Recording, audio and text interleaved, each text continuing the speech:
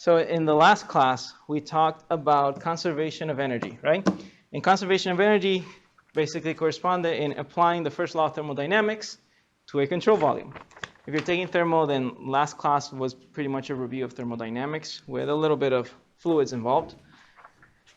Now, because we already finished talking about conservation of energy, today we're going to talk about conservation of momentum. Remember I mentioned earlier that there were three laws of conservation. Conservation of mass, that is that the mass in an isolated system is conserved. Conservation of energy, that is the energy in an isolated system is conserved. Conservation of momentum, that is the momentum in an isolated system is conserved. So we go back again to what happens if the momentum is not conserved. Then we can find momentum by applying Newton's second law of motion. Do you remember Newton's second law of motion? Sum of forces equals change in momentum with respect to time.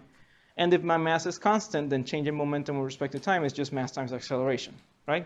Do you remember that law? Okay. So Newton's second law of motion, sum of forces equals mass times acceleration. So what I'm going to do today is we're going to apply this second law of motion, and we're going to take a break from looking at control volumes. Instead, we are going to look at a fluid particle. We're going to derive a couple of important equations in fluid mechanics. But before we do that, I do want to review a little bit some concepts. So let's talk about change, okay? It sounds like I'm leading up for a political message, but no. We're going to talk about change in physics.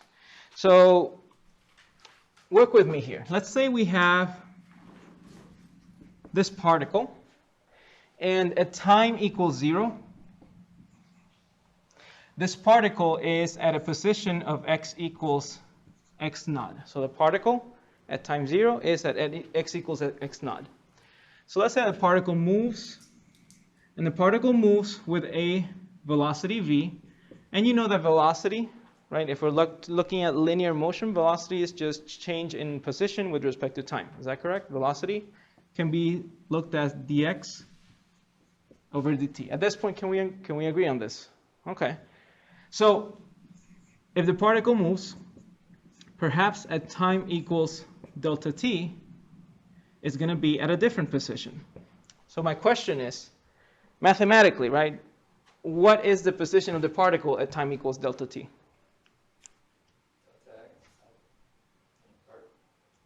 Just using these terms, only these terms.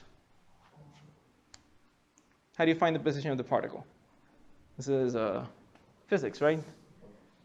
V times Mm-hmm. V times change in t for delta t divided by initial. Almost, right? Very, very close, not divided. But remember? There we go. So the position of x at time equals delta t will be given by the initial position x naught plus v times delta t. Now, if you don't understand this equation, think of it in terms of units, right? In terms of units, we have length. Okay, that's good. This is the length position. And then we have length over time multiplied by time. So length over time multiplied by time is simply a length. And this is the position of this little particle at time delta t. I can write it in terms of my derivative. So I can say that the position of this particle at time delta t is simply x naught plus dx over dt times delta t. So do we understand this equation? Hemang? Okay. What's your name again? Josh. Josh. Are you good with this, Josh? Yes. Okay, good. So here's the thing. This formulation, x naught plus dx over dt delta t, doesn't just apply for velocities, right? It doesn't just apply for things that move. It can actually apply to any property, right? So let me give you a different example. Let's say that we are looking at this particle, and let's say that you place this particle in a microwave or an oven or something that changes its temperature. So at time equals 0, let's say the temperature is T naught, capital T naught, but then you increase the temperature. Maybe you turn the microwave on, or you turn the oven on, so that the temperature increases, right, at a rate of dt over d little t. That means that at a rate of however much time, the temperature will increase however much amount. So if that's the case, then at time equals delta t, what is the temperature of this particle. So can you formulate an equation for the temperature of the particle at time equals delta T? Yep. What's that equation? T delta T is equal to T naught. Mm-hmm. T delta, delta temperature over delta time Yep. times delta times. Yeah. So you notice that this equation, which simply represents change, can be applied to any fluid property, or any property, not just movement. We can talk about temperature. And let's do one more. And this one is specifically related to what we're talking about. Let's say we have a pressure gradient. So think of a wall submerged in a fluid. You know that the shallower areas have one pressure, the deeper areas have a higher pressure. So if you look at the pressure through the entire wall, you'll see that the pressure at any point as you move deeper actually increases at a constant rate. And this is what we're going to call a pressure gradient. So when we have a constant application of pressure that increases or decreases or changes in magnitude, we call it a pressure gradient. So let's say that we're looking at an object. And let's say that this object has a pressure gradient, which means that at one point of the object, let's say at this point, at a position x equals x naught, we'll say that the pressure in the object is P equals P naught. And let's say that the pressure throughout this object actually varies with a rate of change of delta pressure over delta x.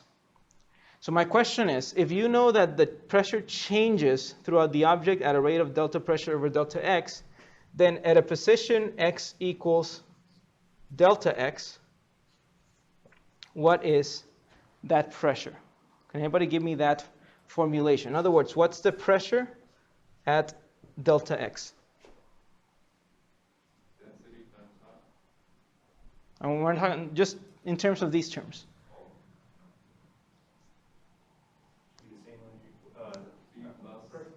Okay, pressure naught, plus? Okay, plus change in pressure times change in distance. Good. Good job. So what I'm trying to show here is that this idea of change, right, is not without merit, right? This idea of change can be applied to any property as long as we know this rate of change. And I want to make sure that clear because we're going to use it in our application to the conservation of momentum. So today, we're going to talk about conservation of momentum. But instead of focusing on a control volume, we are going to focus on a fluid particle. Remember, control volume, we said it was called the Eulerian description. We're going to focus on a fluid particle, which is the Lagrangian description. And we're going to come up with two equations that are that are very important in fluid mechanics. So let's start our discussion of conservation of momentum by studying a tiny fluid particle that's part of an incompressible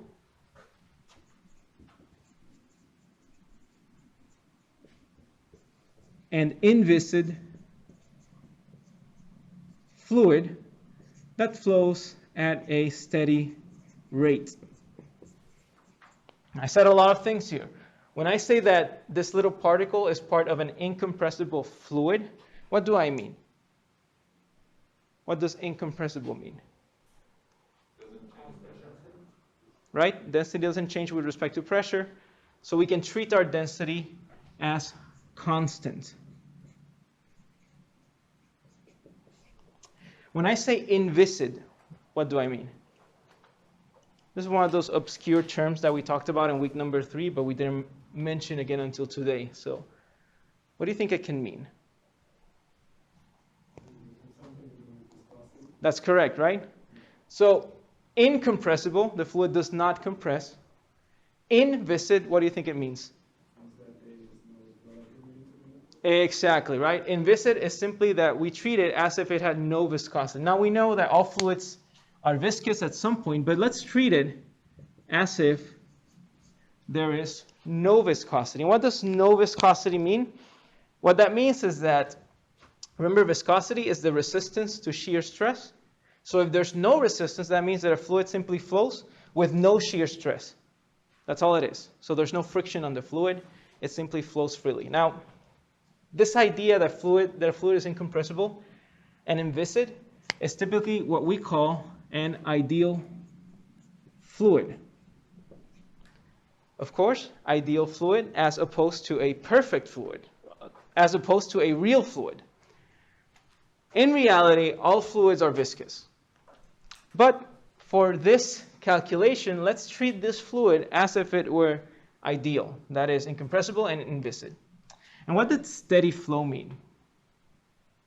That the delta T or the delta of the flow should be over delta time. Okay.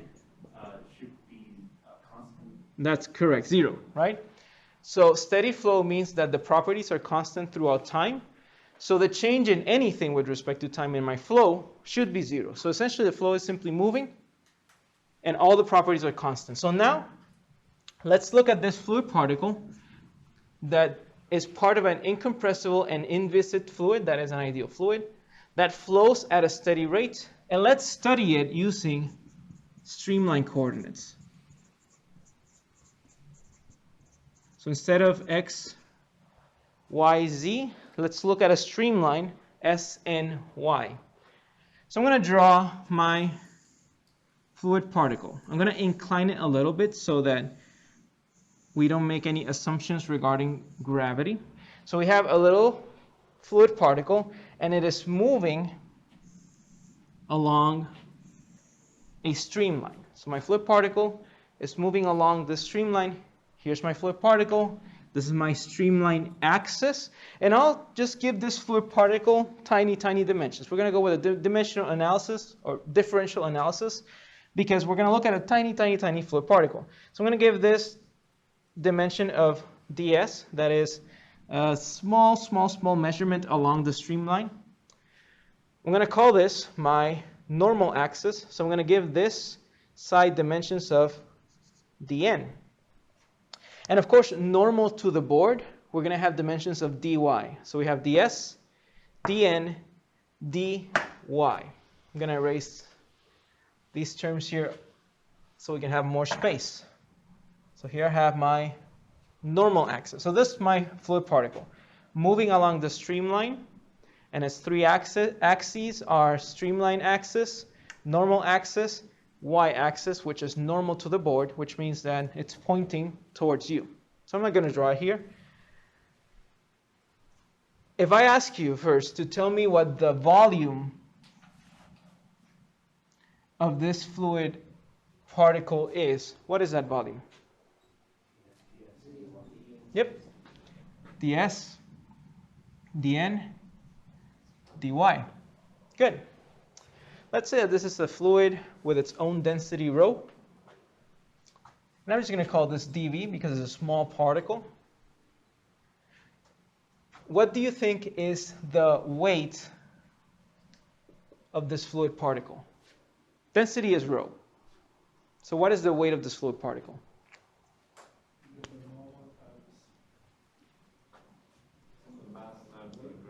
Okay, mass times gravity. And what is the mass? There we go. So the weight will be mass times gravity. So mass times gravity. Can we agree on that? Okay. So now that we're studying this fluid particle, it is flowing, right? It's surrounded by this incompressible, inviscid fluid. It is moving along the streamline at a steady rate. And now my question for you is, what are the forces acting on this particle? Now, because the fluid is inviscid, that means that we don't need to consider shear forces. And that's why we make this assumption, because we don't need to consider shear stresses. But what forces are acting on a particle? First off, this is a particle immersed, right, surrounded by other fluid particles. So if something is submerged, right, what is it experiencing? Pressure. Okay. And you know that pressure acts always normal to a surface. So let's say that this particle is experiencing a pressure on one side of P. Now, when we're applying the conservation of momentum, we look at Newton's second law of motion. Now, Newton's second law of motion looks at forces, not pressures. So how can we turn this pressure into an equivalent force? We have a pressure. How do we turn it into a force? Multiply it by the area, right? Because pressure is force over area, force is pressure times area. Okay, so this pressure is acting on this face of my fluid particle. What's the area of this face of the fluid particle? Okay, dN dy. Good. Likewise, we have pressure on the other side of my particle. But here, I'm going to assume that this particle is really small, but not small enough that we can neglect the change in pressure. Okay? So we have a pressure here of P. The pressure here is not P. And here's where the whole discussion about change comes into play. What do you think is the pressure on this side, the front side of my fluid particle? It's not going to be the same value, okay? Like I said, this particle is small, but not small enough that the pressure does not change. So we need to consider change in pressure. How can we consider that change?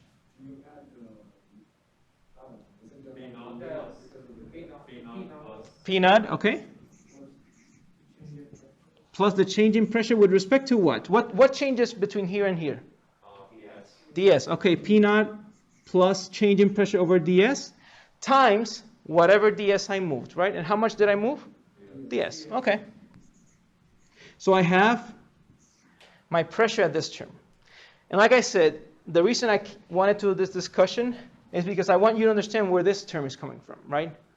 We're not just making it up. This is simply an expression, a mathematical expression of the pressure at the front of my particle. And of course, if we want to turn it into a force, we got to multiply by the area, which is once again dN times dy. Okay, dN times dy. We have a pressure acting on the top of the particle and a pressure acting on the bottom of the particle. Now, we're not going to focus on those today, but they're still there, so you know. We have a pressure acting on the sides of the particle and on the other side. But once again, we're not going to focus on those pressures today. Let's focus on the pressures along the streamline. And now, if we don't have any shear forces, there's still one force that we're missing, right? What is that force? Gravity, right?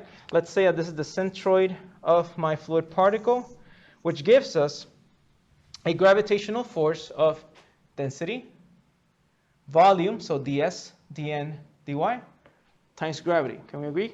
Okay. So we have a gravitational force of density, ds, dn, dy, gravitational acceleration. Now, the reason I wanted to make this particle inclined is so that we can consider effects from gravity even along the streamline. So let's say that this streamline is inclined at an angle of theta from the horizontal. You know that the normal axis is at 90 degrees from the streamline axis. So now my question is, this gravitational force, what is the angle between the gravitational force and the normal axis? Theta, right? We're just moving this 90 degrees. Good. So I have my gravitational force. I'm going to write it again. Rho, ds, dn, dy, gravity. Good. So we have our little fluid particle. We are looking at all the forces acting on this fluid particle. And now let's apply the conservation of momentum. We say that the sum of forces equals mass times acceleration. In this case, we can say that because this is a system, mass is constant, so you can take it out of the momentum derivative.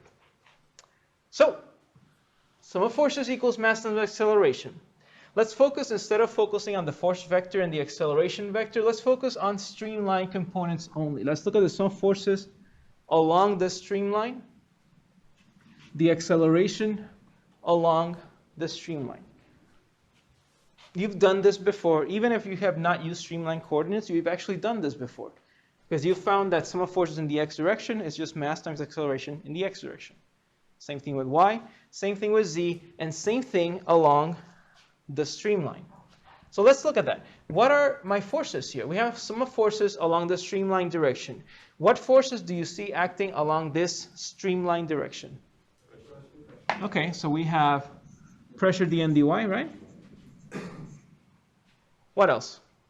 Sine of the angle using gravity. I like that, right? We have a gravitational acceleration. So we also have a,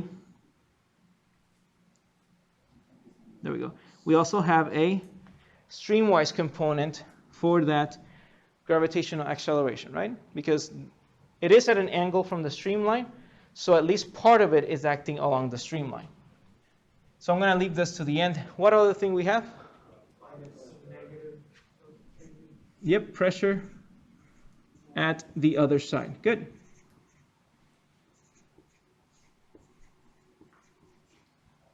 So once again, let's add my gravitation. In this case, because my streamline is oriented at an angle of theta, gravity acts downwards.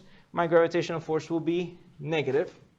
So we have rho ds, dn, dy, g sine of theta. And all this equals mass times acceleration. But we don't really know the mass of this fluid particle. So how can we express the mass of this fluid particle if we don't know the mass? We said it earlier. What was the mass of this fluid particle? Okay, so density times ds, dn, dy. And now we look at acceleration. Acceleration along the streamline. This is a little bit of a review from chapter 3, but remember that acceleration is the material derivative of velocity with respect to time. And that was the change, partial change with respect to time. Something like this. But this was in Cartesian coordinates. But now we're looking at streamline coordinates, okay? So looking at streamline coordinates, how does this equation change? Well, acceleration will be the change with respect to time. Here, instead of u, I'll just write my streamwise velocity with respect to the streamline, my normal velocity with respect to the normal axis, my z velocity with respect to z. But here's the thing. Streamline flow, by definition, right, the streamline direction is always tangent to the velocity vector, which means that by definition, this axis is always along the direction of the fluid particle. So this axis is always along the direction of the fluid particle. What's the normal component of the velocity? 0, right? Good. And again, what's the z component? 0. Good. And we said that this was a steady flow.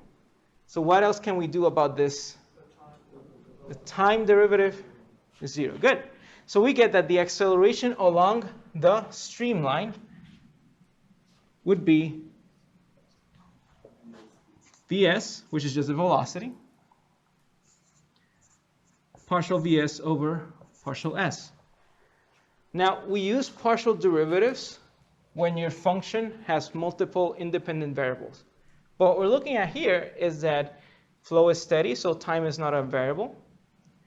And n and z are not variables either. So we don't even have to express this as a partial derivative. We can express it as a total derivative. Now again, we're doing that because we see by the definition flow along a streamline, acceleration is only a function of the streamline. Okay? So we have this equation. This is an equation that we can manage and solve. Perhaps not yet. But let's go ahead and solve this equation and see what that gives us. We have pressure, dn dy, minus, and notice that this P naught is simply the pressure at the left, so minus pressure times dn dy. We have minus change in pressure with respect to S, ds. And here I want to be a little careful, right? Right now, we're assuming that pressure only changes with respect to S. If we didn't have all these assumptions in place, then we can't really make this assumption, and we have to use partial derivatives. But because we're using a simplified system where we're only looking at elements along a streamline, we can use ordinary derivatives, okay? Multiply by dn dy minus my gravitational acceleration, rho ds dn dy, gravity, sine of theta, and all this equals rho ds dn dy, velocity, dv over ds. I'm not even writing the s subscript for the velocity because we learned in week number 3 that for streamline coordinates, velocity is simply the streamwise component. So we just call it v instead of vs. So we have this equation. Can we start to simplify this equation? What can we do here? They are, right? Yeah, because P naught is simply this pressure. So what can we do? Do we have to factorize them? Okay, cancel them out. Rami, you said something that I like. What was that? Okay, we can do that. I'm actually going to divide by more than that. I'm going to divide this equation by the mass of the fluid. And the reason I want to do that is because if I have an equation in terms of mass, so with respect to mass, then it doesn't matter how big or how small this particle is, the equation should still apply for it. If I divide everything by mass, then I have essentially an equation that doesn't depend on the size of this object. So that's what I will do. I'm going to divide both sides by its mass, and we know that mass is rho ds dn dy. So dividing both sides by rho ds dn dy, what do we have? We have here, divide by rho, ds dn dy cancels out, and I have my density term. So I get negative 1 over density, change in pressure with respect to s, and ds dn dy cancel out. So here I'm dividing by rho ds dn dy. We divide by rho, cancels out, ds dn dy, so I get gravity times sine of my angle.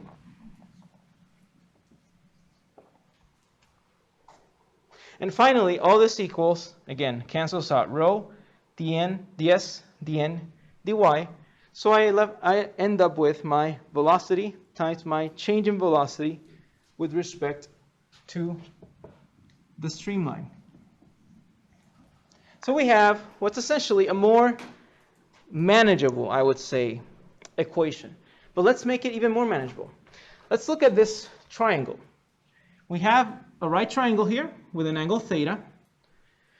And if I call this distance my ds, then I can call my vertical distance dz. Because all I'm looking at is a tiny change in the streamwise direction. And this tiny change in the streamwise direction can also give me a tiny change in the vertical direction, right? So this tiny change in the streamwise direction would be a change in the horizontal direction and a change in the vertical direction. Now, why am I doing this? What do you think sine of theta equals looking at this triangle? Right? So katoa, right? Sine is opposite over hypotenuse. So we get an expression for the conservation of momentum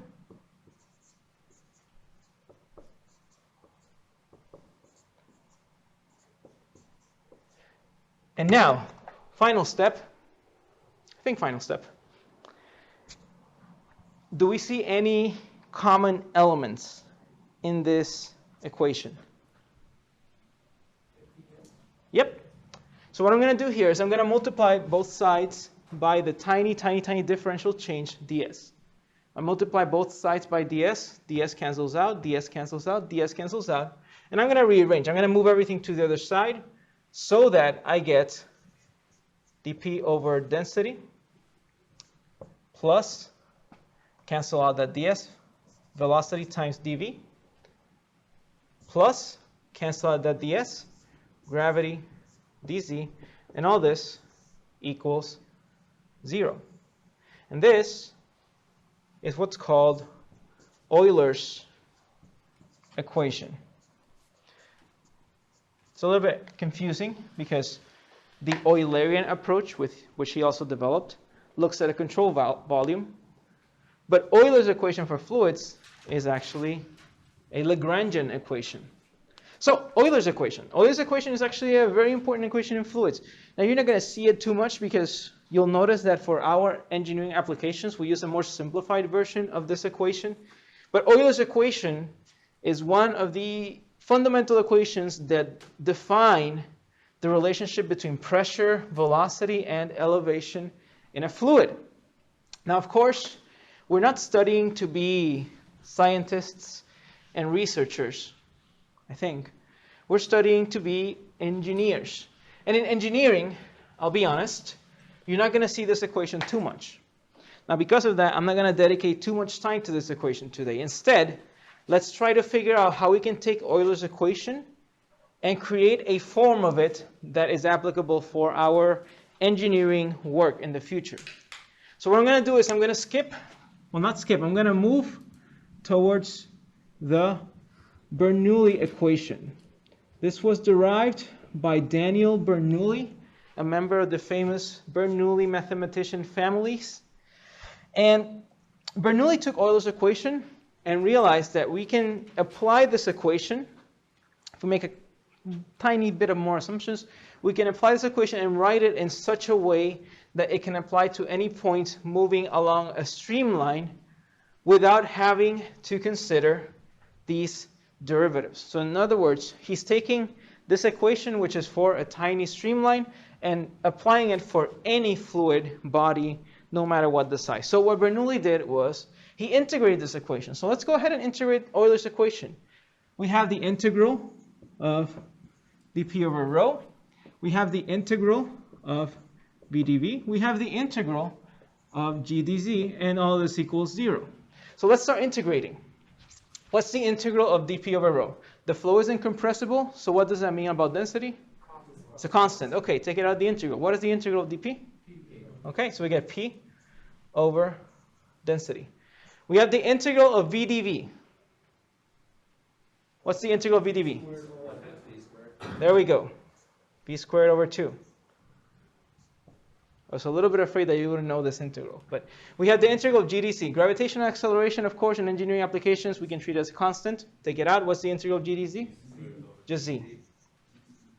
And of course, all this equals the sum of some constant of integration, right? And now we're going to make it even simpler. Let's divide the entire equation by gravitational acceleration. So we get pressure over density times gravity. What is that? Density times gravity? Specific weight. There we go. There we go.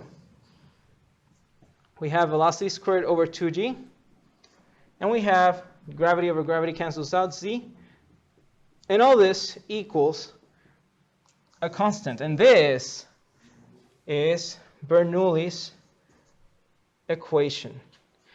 The most important equation in fluid mechanics, by my opinion. I mean, some people may disagree. Some people will say, no, Navier-Stokes are the most important equations. I guess they are really important. But in engineering, this is one of the most important equations you will use. Because one, it's something that you use, well, something that even I use. 6 years after graduating, I told my students yesterday, you know how they say that college doesn't prepare you for life, right? And you can learn in 1 month of internship what you didn't learn in 6 years of college. Now, all that is true. And I say this as your teacher. All that is true. From my, 180 credit hours that I took as an undergrad, because my school wants to teach you for 5 years, there are about 4 equations that I actually saw in the real world. And this is one of them. Okay? So the Bernoulli equation, one of those equations that you will actually use as an adult. Well, I guess you are adults. As a working adult. And if you're already working, then as a working engineer adult with a bachelor's degree. This is one of the equations that you will actually use. And that's why I think it's very important for us to understand where it comes from. Because if you know where this equation comes from, then you understand what these terms mean. And you can understand what this equation is telling us. Because look at this. This equation is relating my pressure, my velocity, my potential terms to a constant along a streamline. Now what that means is if you have flow over a straight line, right? Let's say that we're looking at flow from one line to another, okay? And I want to apply Bernoulli's equation. Bernoulli's equation tells me that if I add up the pressure, the velocity, and the potential terms in one side, it should equal a constant. That means that if I add the pressure, the velocity, and the potential terms on the other side, it will give me the same constant. Now what that means is that the sum of the terms in one part of the streamline should be equal to the sum of the terms in the other part of the streamline. Now if this is a straight line, I can write my Bernoulli's equation, P1 over gamma plus V1 squared over 2G plus Z1 equals P2 over gamma plus V2 squared over 2G plus Z2. And if it's a straight line, what can I do with my elevation terms? Okay. And what does this tell me? This is actually really important. Think of it. Fluid is in a straight line. There is no change in potential terms. And we get that pressure plus velocity equals pressure plus velocity. And this is really interesting. Think of it this way. In order for these two to be equal, if the velocity at one part of the streamline is increased, what do I have to do with the pressure at that point in order for it to remain equal? Decrease it. And here's where things start to get interesting. When the velocity of a fluid increases, its pressure decreases. So whenever you see, right, flow in a pipe, let's say that water in a pipe is at a very, very high velocity and the pipe starts to shake, that doesn't mean that the pressure is increasing so much that it's going to burst the pipe. It's actually the opposite. Exactly. The pressure decreases so much, right, that the pipe actually gets burst from the outside pressure, not the other way around. This is really, really, really interesting and really important. When you have hurricanes, let's say we're standing here. I think I already gave this example, but we have standing here. We have a hurricane just outside of us. The air outside of us is at a high velocity. The air in this room is at almost zero velocity, right? And we know that with higher pressure, we get higher velocity, we get lower pressure. So that means that at a higher velocity outside, the pressure should be lower. That means that at a lower velocity inside, the pressure should be. So when you have hurricanes, windows get pulled out of your house, not pushed into your house. And that's why. Because you have lower pressure outside with the winds being as fast as they are, so that the pressure inside your house is so great that it can actually push the window outside of your house. Think of it this way. Just move to Puerto Rico, live there for a couple of years. I can guarantee you'll live through a hard hurricane. And when you see the hurricane coming, don't reinforce your house. Just leave the window there, close it tight, and then look at it. And you'll see it get pulled out of your house, not in. I mean, if you don't want to move to Puerto Rico, then just look at any movie with tornadoes or hurricanes, like Twister, right? I think Twister is a very old movie, right? People get sucked out of the house by the tornado, not pushed into the house because of that pressure differential. That's going to be an interesting experiment. It would be, yes. If I hear about tornado, I may call you for extra credit. Like, just stand there and tell me what happens. But yeah, see, I get excited at things like this because this simple equation is explaining to me a lot of things about life. Well, not life, but a lot of things about the physical world. And you'll see that with the Bernoulli equation, you're actually going to be able to solve a lot, not just some, like a lot of engineering systems, a lot of engineering problems. Of course, this equation has its limitations, right? We can't just say, well, this equation is the god of all fluid mechanics equations. That title, again, goes to the Navier-Stokes equations. But we do need to acknowledge its limitations, right? When we derive Euler's equation, we assume that the fluid was incompressible and it was inviscid. We also assume that my flow was steady. There's two more assumptions that we are actually using, even though we haven't realized we are actually using.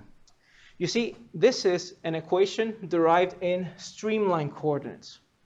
What that means is that the flow, in order for this to be true, your flow needs to travel along a streamline, which means that your flow needs to go from here through a streamline to here.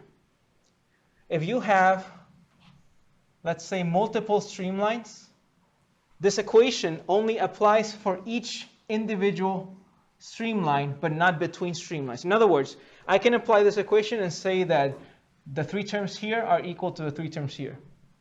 But I cannot say that the 3 terms here are equal to the 3 terms down here. Yes? Would it apply for a control volume? This is not. This is a streamline equation. It follows a particle. Oh. So this is a streamline equation, follows a particle, not a control volume. Even though it's integrated, it's still... Even though, yep. Because notice that when we use this equation, when we derive this equation, we started with the conservation of momentum, right?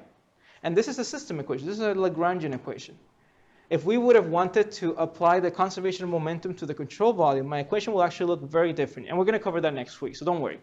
Next week, we'll look at this same law, but applied for a control volume. And you'll notice that the equation is very, very, very different. Okay? So one of the assumptions is that flow travels along a streamline. And the final assumption, which we didn't really realize, but we always use it, is that we are looking at the flow from an inertial reference frame. Now, what does that mean? That means that I, the observer, cannot be accelerating relative to my particle in order for me to use this equation. So if I'm standing right here and I'm studying the movement of a particle, then yes, I can use Bernoulli's equation. If I'm moving at a constant speed and I study the particles of air, I can use Bernoulli's equation. But if I'm accelerating, right, I cannot use Bernoulli's equation. Yes? So we obviously cannot use this for big systems like tornado and all that. No, we can approximate some things, but not, that's not going to give us exact values or close to exact. What's the use for it if we're going to study only little particles, Well, look. Oh. Yeah, don't worry. We're going to go through some smaller applications, some applications of the Bernoulli equation. Yeah? I was going to ask if, even if you're moving linearly, would that depend if on your system side, because you would have to include Coriolis effect as well? Yeah, again, so when you're including Coriolis effect, then your reference frame is not inertial, right? It's a non-inertial reference frame. So, and that's true. The bigger your system, then the less possible it is for you to look at it from a non-inertial reference frame. So in order for your reference frame to be inertial, the scale at which the observer is at has to be equal to or close to the scale at which your system is at. So we're going to look at some of the reasons why, or some of the applications of this Bernoulli equation. You'll notice that we can still use it for somewhat big systems, but very, very limited in those big systems. Now, if you look at this equation and you saw Monday's video, you may think, wait a minute, this looks a lot like Monday's equation. Because on Monday, we derived the energy equation, and it had P over gamma, V squared over 2G, Z, and then a couple of other terms. And because they look so similar, I've heard a lot of people, even in textbooks, say that Bernoulli equation is a simplified form of the energy equation. But that is not true, and I need to make sure that you understand that that is not the case. Bernoulli equation comes from the law of conservation of momentum. Energy equation comes from the first law of thermodynamics. They come from two completely different places. One is for control volumes, that's energy equation. One is for particles, that's Bernoulli equation. We cannot apply them in the same scenarios. Energy equation, we can actually use it for larger systems. Bernoulli equation is limited to flows along streamlines, okay? So what I'm trying to get at is, don't assume that because the equations look similar that they are the same, because you can only apply this equation for certain things. You can only apply the energy equation for certain other things. Okay? So whenever you see Bernoulli equation, and they're actually talking about the energy equation, you'll say, aha, you're an idiot. I know that energy equation is for control volume. And then you can, just show off or something, your fluid mechanics knowledge or whatever it is you do when you're smarter than someone else, okay? Bernoulli equation, streamlines, okay? Energy equation, control volumes. Bernoulli equation, momentum. Energy equation, energy. Okay, so let's go over some examples. Okay, we're gonna go over some examples from the book. I guess before I go over some of these examples, I do want to talk about one simple bit of knowledge that the Bernoulli equation gives us. I almost said energy. Did I already talk to you about how planes fly? Okay. Yeah, we did mention it, right? This is where that comes from. Okay, I guess we don't have to go over it. Planes fly, again, because you have your airfoil and a wind particle. Your airfoil is going to cut through this wind particle. Your wind particles are going to travel through the top of the airfoil and the bottom of the airfoil. So we design our wings to have a longer curve, a longer path on the top than on the bottom. That way, when your wing passes through these wind particles, air particles at high speeds, the air particles that travel on top of the wing are going to move faster than the ones on the bottom. And a faster velocity means a lower pressure. So you're going to have a higher pressure at the bottom, lower pressure at the top, so that the pressure differential pushes those wings upwards, and then you fly. Okay? Again, Bernoulli equation. So let's go ahead and do an example. I'm just going to pull these examples from the book. Now, I haven't used examples from this book in my previous classes. I used from a different book.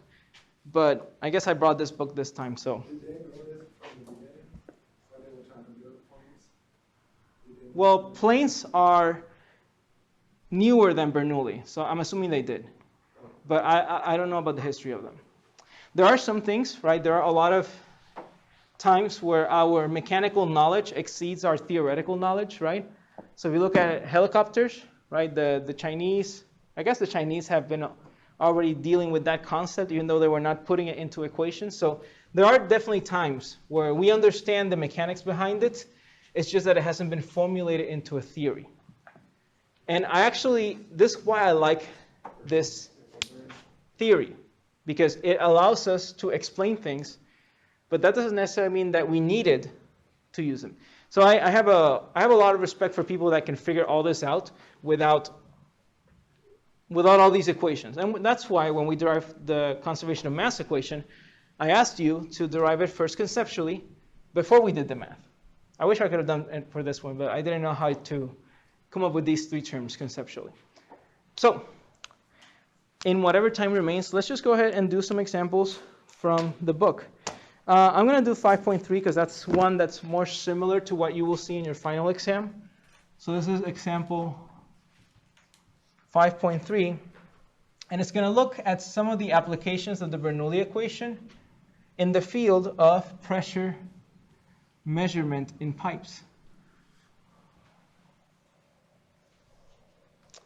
What do we call this thing? You have a pipe, you have fluid flowing through the pipe, and then due to the pressure in the fluid will actually rise a level. What do we call this type of instrument? A manometer. Okay, good. So we have a manometer, okay? And then we have a piezometer. And even though these two instruments look very similar, they're going to have different functions and different applications. You see, a manometer only feeds itself off of what's called the static pressure of the fluid.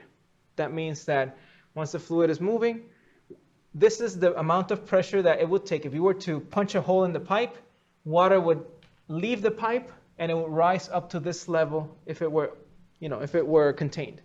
That's essentially the concept behind a manometer. But the velocity also plays a role. As you can see with the Bernoulli equation, velocity and pressure are correlated.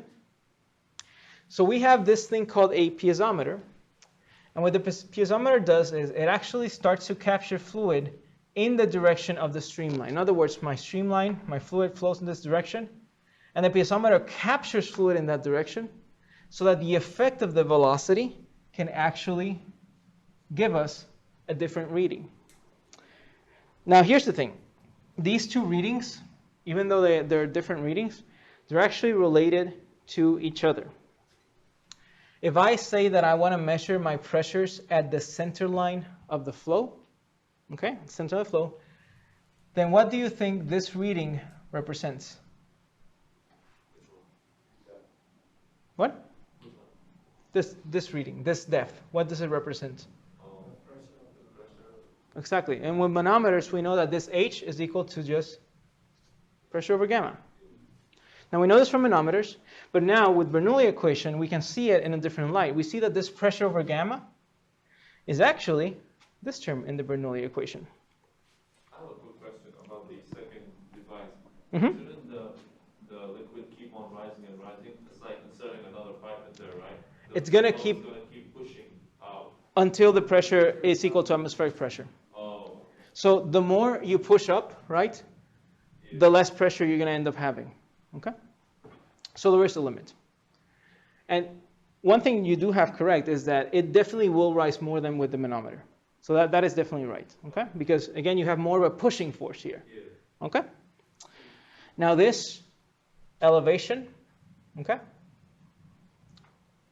We know that up to here, the elevation represents P over gamma. But this extra bit, notice that this extra bit is added based on the velocity of the fluid. So if this is a length measurement, what do you think this extra bit represents? That's Yeah. the pressure of the actual The result of velocity of flow. Exactly, right?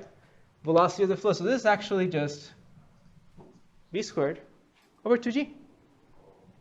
So what we're looking at, with these instruments, we can actually get, right, these terms in the Bernoulli equation. Now this is for one point. And what do you think z represents? If we're looking at this system, individually, what do you think my z represents? Yeah, my elevation from whatever datum I want, my elevation to the center line. So just looking at the system, we actually have all three Bernoulli equation terms. So I'm going to define 2 points. I'm going to call this my point A along the streamline. I'm going to call this my point B along the same streamline. And I'd like to find, given some information, the average velocity of this flow. So we have a flow rate of Q. And my question is, what is the average velocity of flow along this streamline? Given the following information, right? Let's say that the water level is 90 millimeters here. From here to here, okay? Everything can be measured from the center line, okay, all the way to the top. So this is 90 millimeters. Here, the water level is going to be 150 millimeters.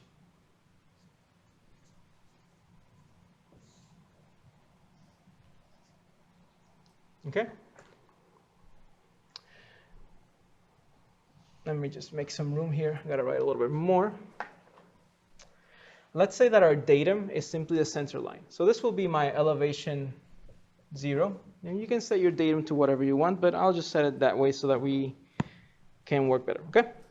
And this is just water under standard engineering conditions, so density of 1,000 kilograms per cubic meters. Now the question is, what is the average velocity of my flow in this pipe? So let's look at that. Notice that we have two different systems, a manometer, a piezometer, and actually those two actually function differently. Because you have flow along the streamline, and at A, my flow is actually still moving.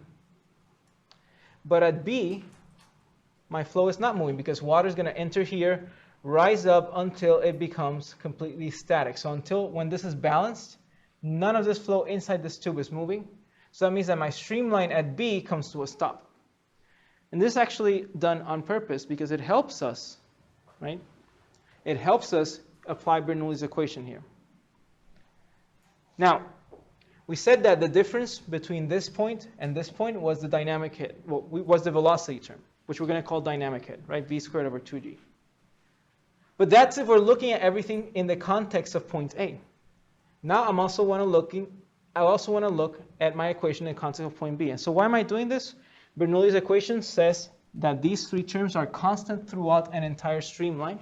And what that means is that if I take these terms and find out the sum of these terms, I'm going to call this A, and find out the sum of these terms at my point A, should they be equal to the sum of these terms at point B? Yes. And that's why I want to use Bernoulli's equation. So BB squared over 2G plus ZB. So let's start to simplify this term. Remember, point A and point B are two different points in the same streamline. But because they're different points, even though the sum of these terms is the same, the individual terms may not be the same. They may be a little different. So let's start looking at this equation. What's the first thing we can simplify here? Z, right? We got datum of 0. Now, at point A, do we know the velocity of the fluid? No. Okay, so we don't know that. But can we find the pressure from this reading? Okay. We get that the pressure, right, over the specific weight is just 90 millimeters. So I got 0.09 meters, is that correct? Okay. Plus VA squared over 2G equals. Now at point B, okay? Shouldn't you divide the 0.19 with 1,000? Well, it's 90 millimeters, right? So this is already P over gamma, this. Oh. Remember, right? Pressure is gamma H, therefore H is P over gamma, and this is just an H. Because that's already there. Does that make sense? Okay. Okay. So what do we have here?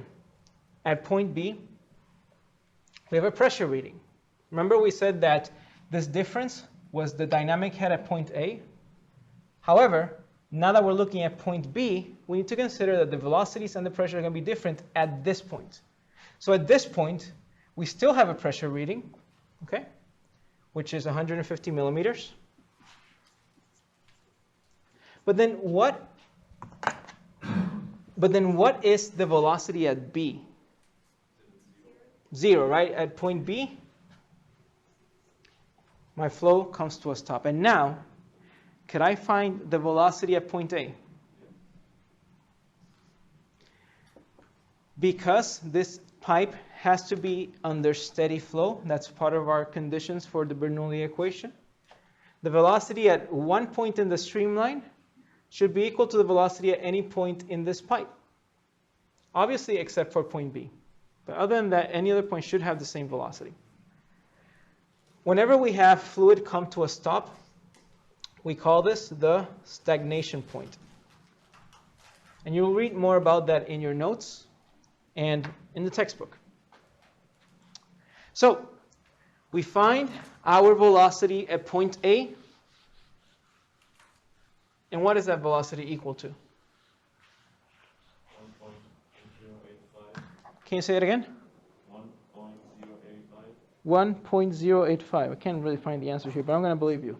1.085? Yeah, meters per second. Okay, meters per second. Good. And we found the velocity, average velocity in this pipe. So that's one of the examples. Bernoulli equation helps us with pressure measurements in pipes. Allows us to relate our pressures to our velocities. If I were to give you the diameter of the pipe, can you now give me the flow rate? Okay, that's correct. So as long as we understand which assumptions we can apply to the Bernoulli equation, we should, right? We should be able to use it. There's a couple of more examples in this book. And the reason, right, we are given so many examples in this just one section is so that we can understand that this equation can be applied to any system that follows these 5 assumptions. Okay? So let's do a different example. Let's look at 5.2.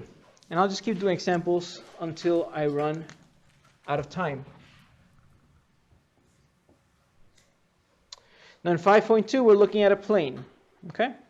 And I'm not going to draw the whole plane. I'll just draw the part that I care about, which is the nose. And it says, the jet plane in the figure is equipped with a piezometer that indicates an absolute pressure of 47.2 kilopascal, and a pitot tube B, and this is point B, a pitot tube at B, that reads an absolute pressure of 49.6 kilopascal. So I'm going to call my points A just outside the plane, and B at, I don't know really what you call it. This is the nose at the, I don't know, eye or something of the plane. Now the reason we do this is because we want to know, when you're flying a plane, we want to know what is the pressure in my surrounding, what's the atmospheric pressure, and compared to that, what is the pressure that the plane is actually experiencing. So that would be related to the atmospheric pressure as well as the velocity of the plane. So that's the information that we're given. We're given an absolute pressure of 47.2 kilopascal.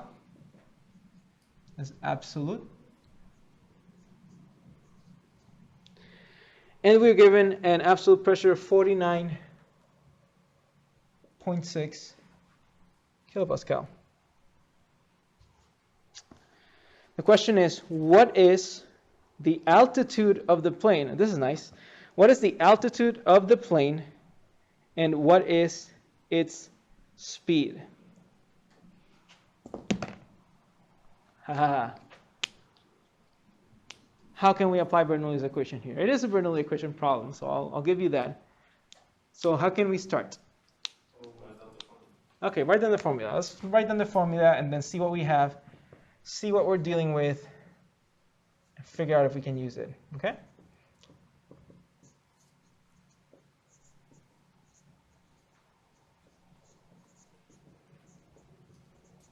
Okay, let's set our datum. Right, these two points have to be at constant elevation in order for your analysis to work, right? So what can we do with our potential terms? Our elevation terms. Okay. These 2 points are at the same elevation, right? Just outside the plane, and at the piezometer of the plane, at the pitot tube at the plane, we have constant elevation, so 0. Good. Yeah. Did they ask us to find the height of the plane? Yeah, the altitude. Yeah. That's not the Z. Well, the Z can be whatever you want it to be, right? Okay. So the thing is that because these 2 points are the same elevation, doesn't matter what you choose to be your datum, they're going to cancel out. Okay? So we can't find that altitude using Z. However, we could, but then here's where the whole flow in a streamline comes into play. We could find it if we could visualize our flow as following the plane from the ground all the way to the top. But it's very, very hard for me to justify that that can be treated as a streamline. Okay? Because of the different. Yeah. So what can we do? What do we have? What are they asking from us? Pressure A and pressure B already given. Okay. But you don't know the velocity and the specific weight of air. We're treating this as a particle of air that has not touched the plane yet. Well, in order for this pressure measurement to give you, it goes down to 0, right? This is the same concept that we're looking at here. So the particle of air goes from A. Technically, it's the plane that moves, right? So the plane moves towards the particle, and at B, the velocity goes to 0 relative to the plane. Okay. Okay? So velocity d would be 0. Okay.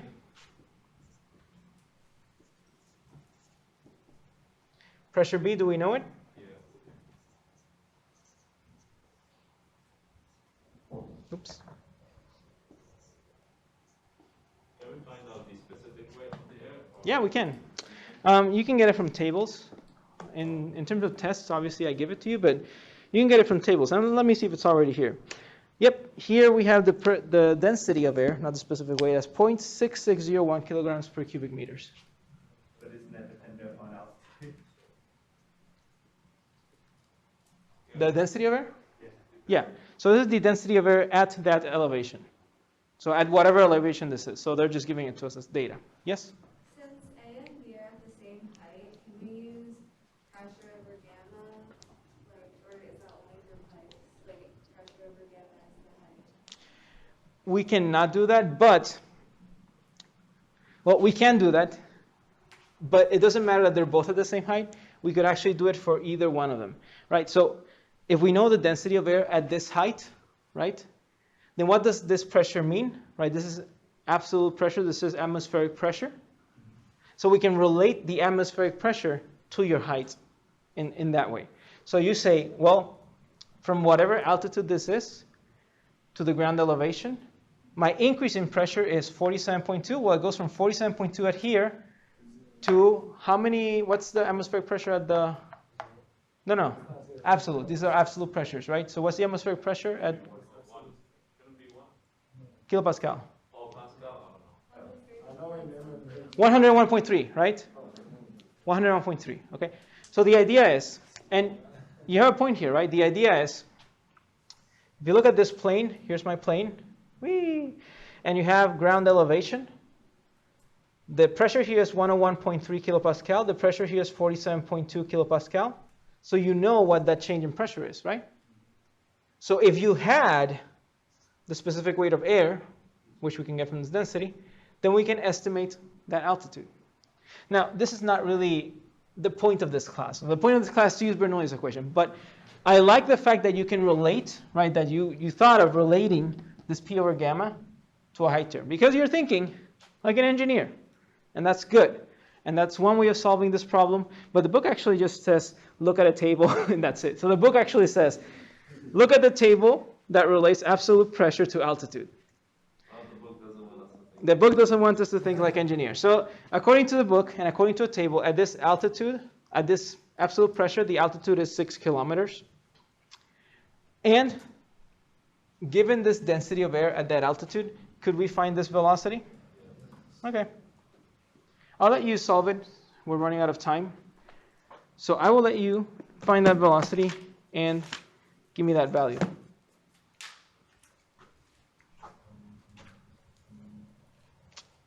$9.81. This is rho times gravity. If you want to make it simpler, I would actually just multiply both sides by gravity. So I have less calculations to make.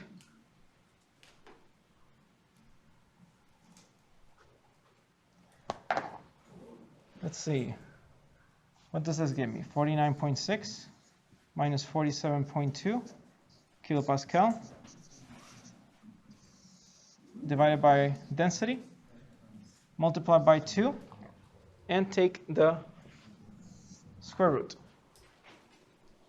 We know that density is 0.6601 kilograms per cubic meters. When you run this calculation, what's your units? We have kilopascal, which is kilonewtons per meter squared. Okay? So you're going to have to do a unit conversion here. So what's my velocity? You wrote P instead of the density. Where? Oh, no, it's the air. Yeah, this is density. Oh, on the top. No, on the top. When you wrote the 0.6601. Uh-huh. Up there you go. Where? At the very top. Beside your density for air. Beside your plane. Beside the plane. Yeah. I was looking at that. Look at you criticizing my penmanship. I'm going to look at your handwriting and criticize it as well. See how that feels.